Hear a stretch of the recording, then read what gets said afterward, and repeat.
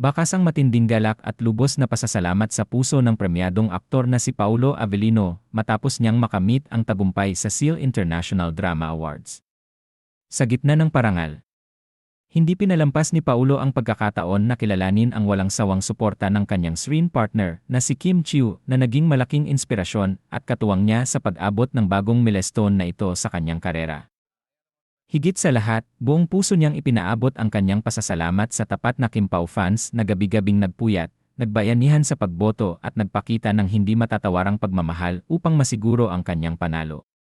Para kay Paulo, ang tropeyong kanyang hawak ay hindi lamang personal na tagumpay kundi isang patunay ng pagkakaisa at wagas na suporta ng mga taong naniwala sa kanya mula simula hanggang sa entablado ng buong mundo. Bakas ang matinding galak at lubos na pasasalamat sa puso ng premyadong aktor na si Paulo Avellino matapos niyang makamit ang tagumpay sa SEAL International Drama Awards. Sa gitna ng parangal,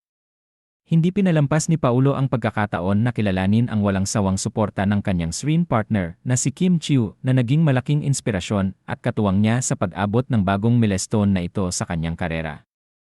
Higit sa lahat, buong puso niyang ipinaabot ang kanyang pasasalamat sa tapat na Kim Pao fans na gabi-gabing nagpuyat, nagbayanihan sa pagboto at nagpakita ng hindi matatawarang pagmamahal upang masiguro ang kanyang panalo. Para kay Paulo, ang tropeyong kanyang hawak ay hindi lamang personal na tagumpay kundi isang patunay ng pagkakaisa at wagas na suporta ng mga taong naniwala sa kanya mula simula hanggang sa entablado ng buong mundo.